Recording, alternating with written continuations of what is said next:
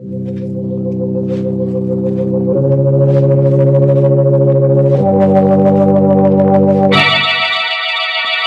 Tea and Lipton Soup present Inner Sanctum Mysteries.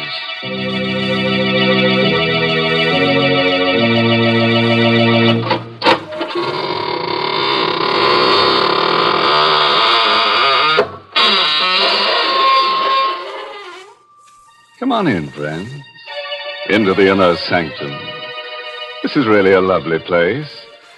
Kind of dark and cobwebby.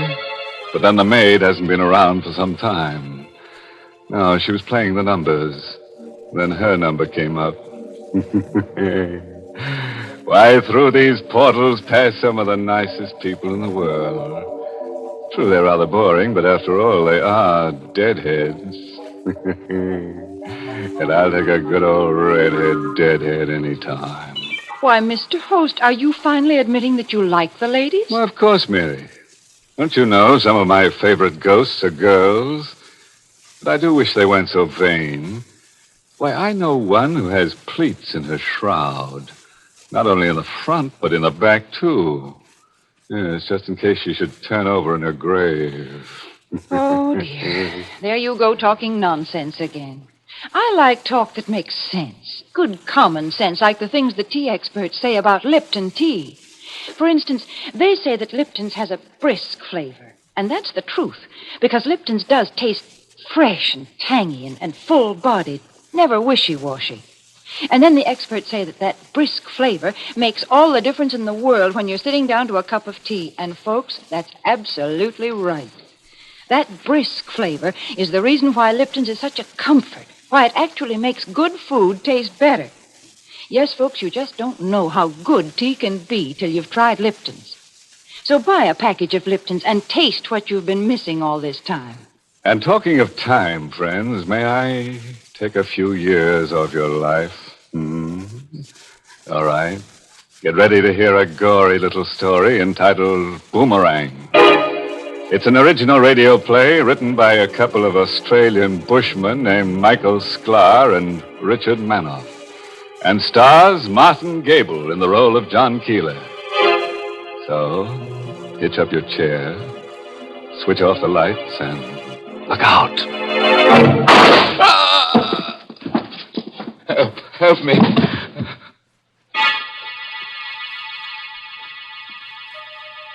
No one heard me. No one came. I lay there watching the blood ooze from the wound.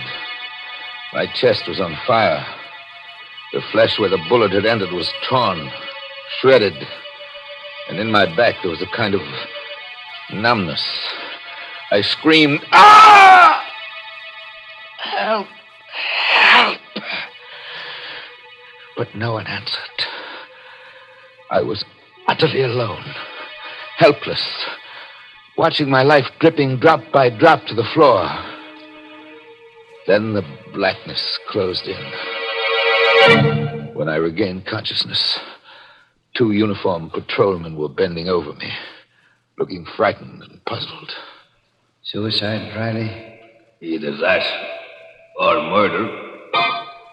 Their voices seemed to come echoing over an aching void. I wanted to tell them how it had happened.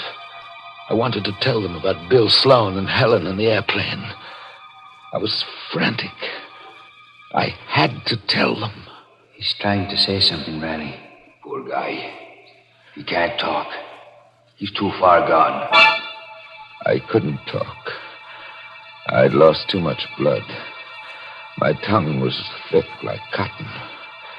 My lips moved, but that was all. It was all shut up inside me. They would never know how it had happened. Riley, it looks to me like murder. Murder, yes, it was murder. And if only I could have spoken, I would have told them. About my nervous breakdown. About the sanitarium.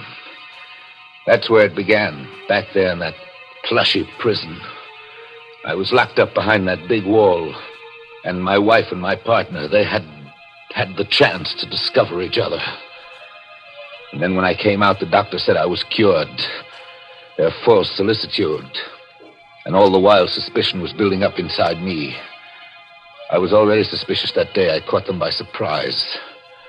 I'd come directly home from my regular visit to the psychiatrist instead of returning to the office. Bill was there in the living room with Helen, my partner and my wife, laughing together. I closed the front door silently. The rugs muffled my footsteps. I entered the room suddenly, wanting to see their faces when they saw me. Oh, what, darling? Hello, Helen. Why, John, how did you happen to come home in mid-afternoon? Why aren't you at the office? I was thinking of asking you that question. Bill made some flimsy excuse, but I caught the look of guilt on his face. He was a bachelor, smooth with words, successful with women. And I was beginning to believe he had succeeded with my wife. Oh, I had evidence. There was the time a few nights later. Helen and I were going up to bed. As we passed the umbrella stand at the foot of the stairs, I noticed something. Helen, just a moment. This umbrella, it's Bill's. Oh, is it? Yes, it is. What's it doing here? Well, he must have forgotten it when he was over the other day. Take it out of the office in the morning, will you, darling? I made no reply. We continued up the stairs and went to bed. I waited until Helen was asleep, then crept out of bed and down the stairs. There was the umbrella. I reached out my hand, afraid to touch it, but I had to. The umbrella was still wet. It had rained that afternoon. I said nothing about it the next morning. Oh, I was suspicious enough, but I told myself I had to be absolutely sure. And then, that next night, it happened. Helen went out after dinner, saying she had an appointment with her hairdresser. As the door closed behind her, I picked up the phone and dialed the number. Hello? Crescent Beauty Salon? Alberta, this is Mr. John Keeler. I'm calling for my wife to verify her appointment for this evening. Mrs. Keeler? But, monsieur, she has no appointment for this evening. Now, I was sure. Bill and Helen were together. I struggled to control my emotions. My head was whirling. I felt ill, weak. My heart was pounding in my chest. The room began to spin. First the floor lamp, then the chairs, finally the table whirling around my head. I needed air.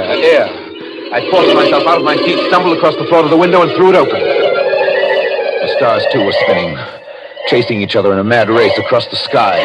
I sucked the fresh air into my lungs, and slowly the stars resumed their normal positions. I drew my head back into the room, and then it struck me across the nostrils. Gas. The room was full of gas. Yes, I found one gas jet open in the kitchen stove. I fought against the logical conclusion, struggled against it all that night and into the next day. But I could no longer stand it by mid-afternoon. That open gas jet last night had been no accident. They were planning to have me put out of the way. Well, two could play at that game. I also could commit murder.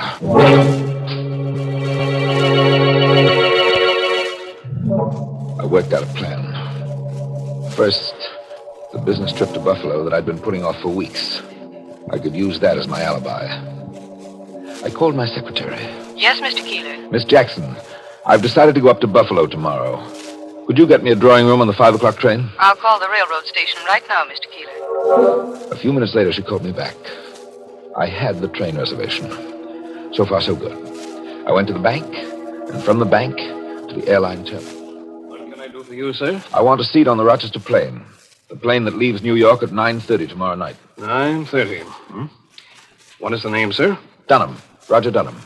Well, you're a lucky man, Mr. Dunham. It's the last seat on the plane. Roger Dunham. That assumed name would prove my alibi. The details of my scheme were falling into place. I went home, and at dinner told Helen I was leaving for Buffalo tomorrow. Tomorrow? Must you go tomorrow, John? Can't it wait? I've been putting this trip off too long already. I'll leave straight from the office and come home the next afternoon. Well, you're being a little inconsiderate. I'll be all alone here overnight. Oh, come, Helen. You're not afraid of anything, are you? Afraid? No, but Well, I'll tell you what I'll do. I'll ask Bill to come over and keep you company tomorrow night. How'll that be? Why, that'll be fine. Another cog in place. Another gear meshed. Now one last piece to move, and the engine of my revenge would be complete. Yes, it was revenge now. Revenge for what those two had done to me. Buffalo, eh? It's a good idea, John. The way your trip could combine business with pleasure. Pleasure? You've been rather tense lately. The change of the scene will do you worlds of good. I'm sure it will. How about Helen? Can you make it tonight? Tonight? Yes. I'll be over after dinner. That day passed like a dream. With me, the sleepwalker, in the center, going through all the motions correctly, but waiting for the evening. For I wasn't hunted now. Now I was the hunter. A little past 4 o'clock that afternoon, I left the office and took a cab to the station. I went directly to my drawing room, and as the train pulled out, I called for the porter. At midnight, sir? Just a glass of milk, porter, warm milk. And don't bring it before midnight. Till then, I've got a lot of work to do, and I don't want to be disturbed. Just as you see, sir. I gave the porter an unnecessarily large tip to make sure he'd remember me. Now, when the train stopped to change engines at Harmon an hour later, it was raining, thunderstorm. I pulled my hat down over my eyes, raised my coat collar around my face, and became just another shadowy figure hurrying to get out of the rain. I crossed the platform unnoticed, and 10 minutes later I was on a train going southbound, returning to New York.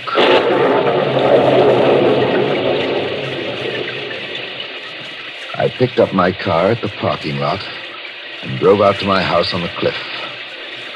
Parking on a side road, I climbed up the hill on foot. By now the rain was coming down in sheets. Lightning split the sky and thunder crashed around me. I could see the light from my house perched at the edge of the cliff. Now, Bill's car was parked on the driveway, pointed downhill. Light came from the living room. I crept through the shrubbery to a window. There they were, Bill and Helen. My partner and my wife, sitting side by side on the divan. He drinking my whiskey, comfortable and warm, while I, the unwanted, was standing outside in the storm. How I hated him at that moment. I went back to Bill's car, crept beneath it, and went to work. The sound of the storm covered the noise of my tools as I disconnected the brakes. And I was finished. And none too soon, for suddenly the front door opened, and Bill stood framed in the light of the doorway with Helen behind him. It's a bad night for it, but we'll never get another chance like this one, Helen. Well, all right, but come back quickly, Bill. I'm nervous. Oh, nothing to be nervous about. John is halfway to Buffalo by now. A perfect opportunity to go over our plans with Bates. All right, go ahead then. But hurry. I'll have Bates back here in a jiffy. Bates. He was going to fetch Bates, undoubtedly a hired killer. I laughed inwardly as the car got started. I could see Helen watching it as it picked up speed on the steep downgrades. Something was wrong now, and she knew it. Bill, not so fast! Too late. The car was roaring downhill out of control, charging for the lip of the cliff. There was a crash and smash through the guardrail.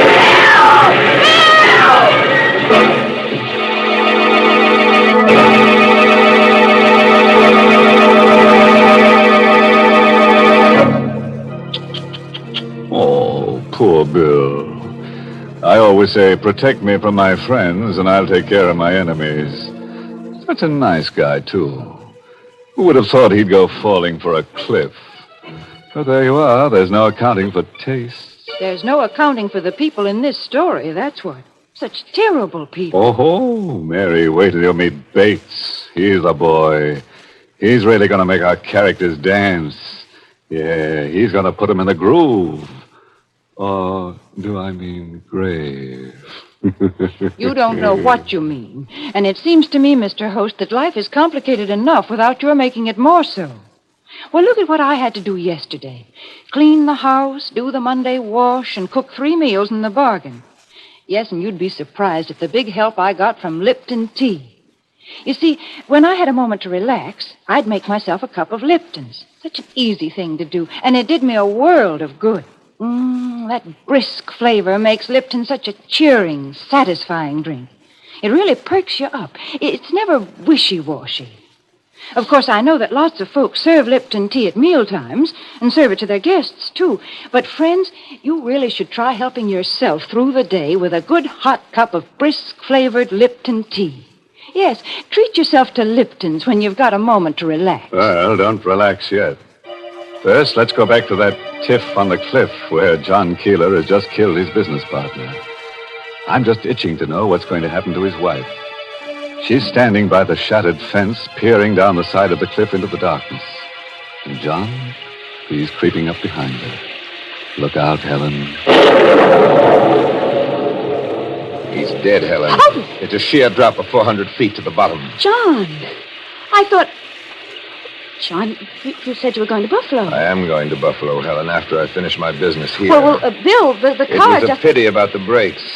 They must have come disconnected. Disconnected? Accidents will happen, Helen. John, you killed him. You and Bill thought you had pulled the wool over my eyes. Well, I fooled you. Stay away from me. I'm going to throw you over the cliff. I'm going to send you to join your lover. You can't do this. Tomorrow they'll find your bodies. They'll think you were thrown clear of the car when it crashed. They'll call it an unfortunate accident. No, please, Careful, Helen, you're at the edge. There's nothing behind you. John, don't touch me, John!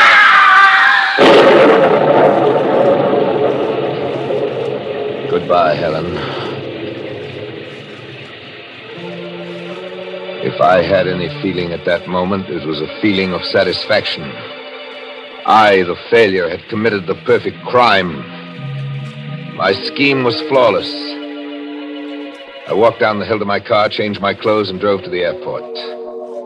As Roger Dunham, I boarded the plane for Rochester at 9:30 that night. Just as I'd planned it, we arrived at that city well ahead of my train. I was waiting when the long line of sleeping cars pulled in at the Rochester station platform. I boarded the train. My drawing room was just as I had left it at Harmon.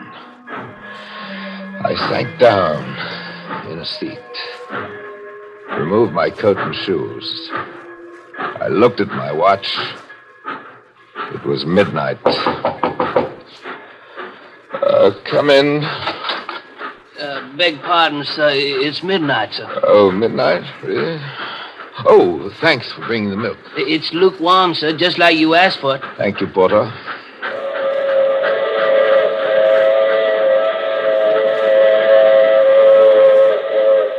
In Buffalo, I went to my usual hotel, checked in, went to sleep.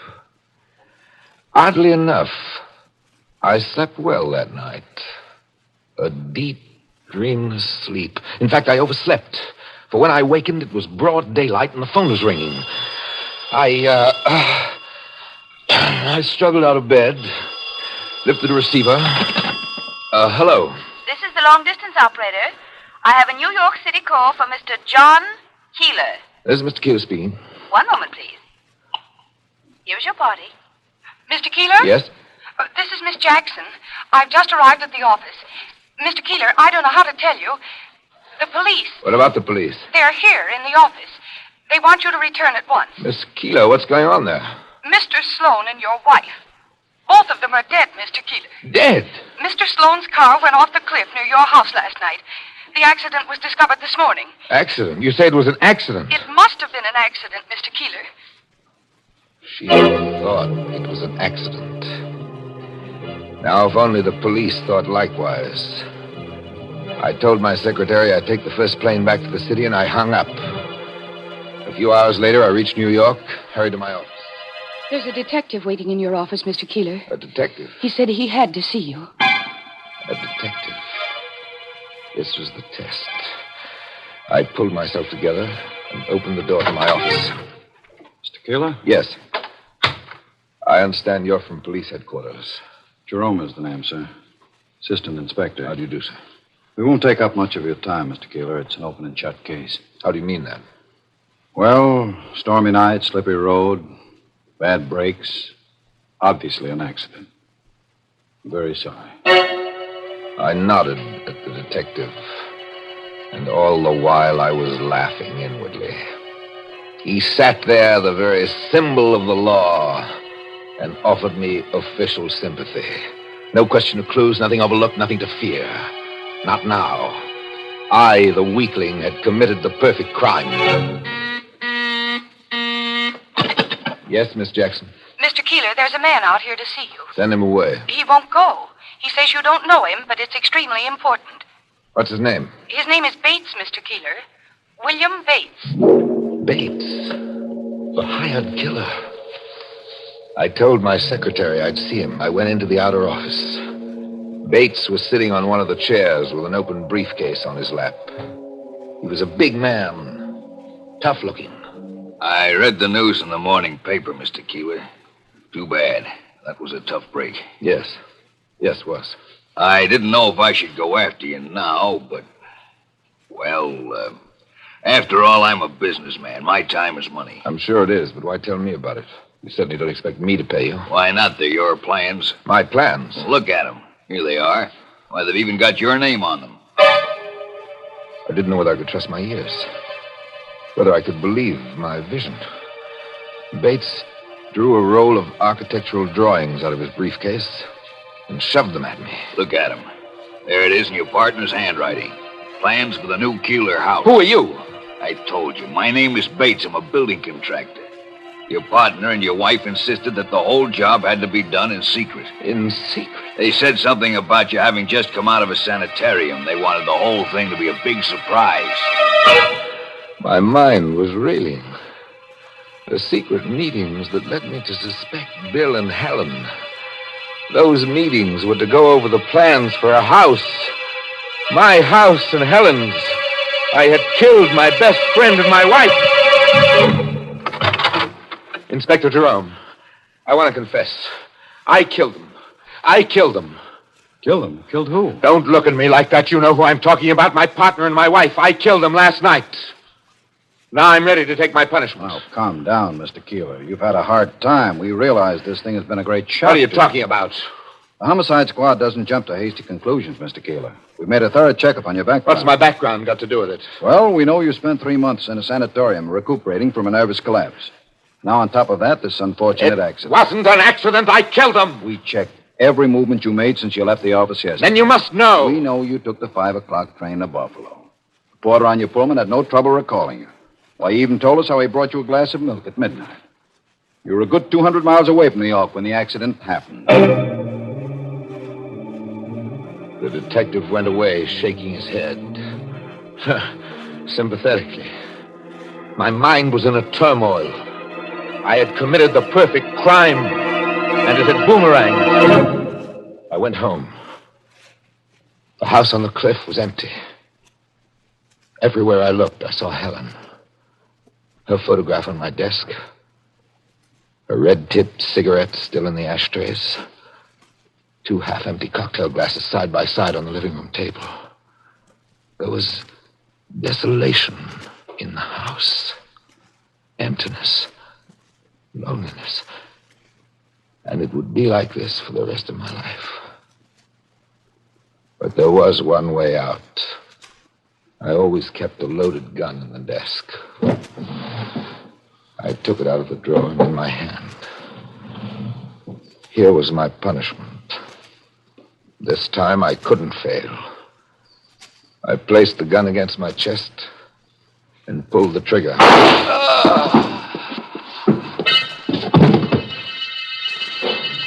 I fell by the desk and lay there, where I am now, staining the carpet with my blood.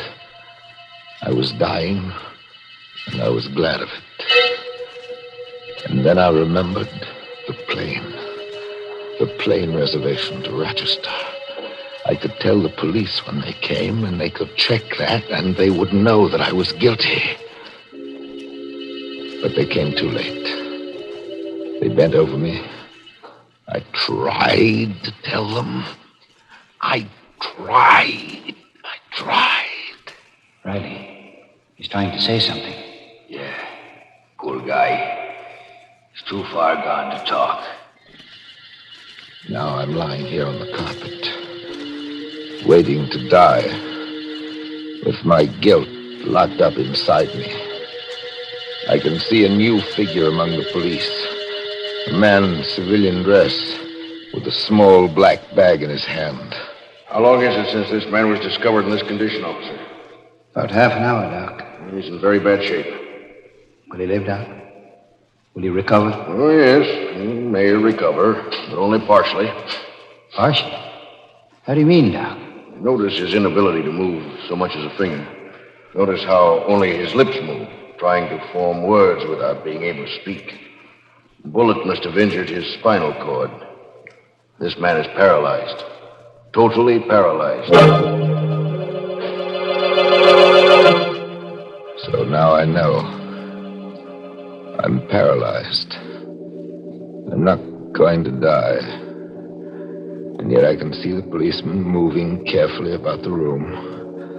And I hear them speaking softly as one speaks in the presence of the dead. So I've failed again. For the last time. Because I know my fate now. To live in this living death. Alone with my guilt. Forever. That is my punishment.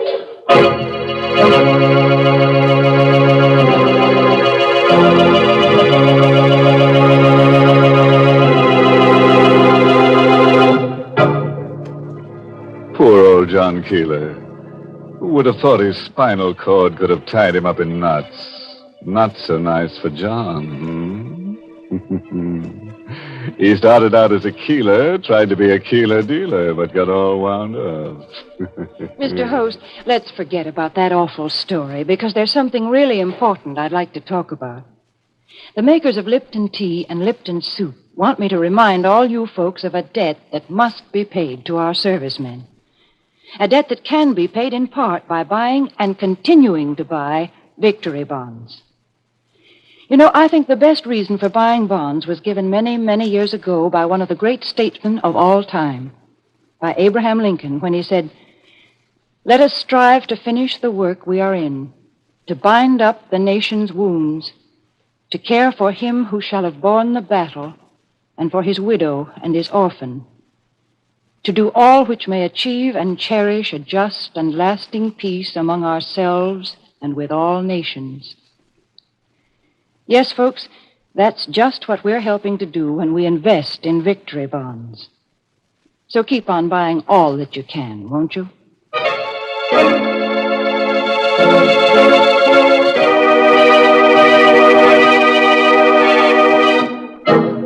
And now, friends, for those of you who like morals with your drama, here's one for tonight. Never mix your partner's business with your pleasure. For if you do, he may consider it a pleasure to give you the business. By the way, this month's Inner Sanctum mystery novel is Devil in the Bush by Matthew Head. Yes, and next week's Inner Sanctum story, directed by Hyman Brown and brought to you by Lipton Tea and Lipton Soup. Next week's story is about a genius, a photographer who believes that death can be beautiful. So he only takes pictures of people who are in the throes of dying. It's enough to make your camera shudder. And naturally, he has to arrange his models, arrange to have them die. So next Tuesday, bring along the kiddies, and we'll make it a nice family picture.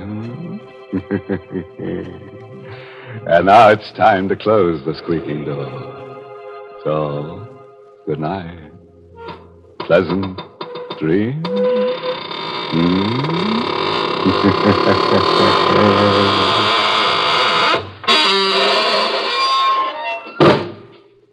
Folks, cold weather and hot soup just seem to go together. And Lipton's noodle soup is the soup of the season. Yes, Lipton's is blessed with a fine chickeny flavor, and it has real fresh cooked goodness. It tastes just like the chicken noodle soup you'd make right in your own kitchen. The only difference is that Lipton's takes almost no time at all to prepare. So if your family likes chickeny-tasting soup that's brimming with tender golden egg noodles, then don't forget to ask for Lipton's Noodle Soup. Yes, friends, and don't forget to tune in next week for another Inner Sanctum Mystery.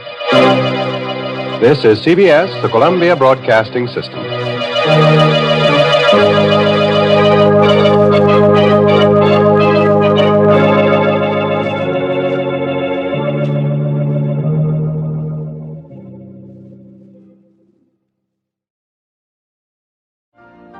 You've been listening to the OTR Gold Network. Find more classic radio at otrgold.com.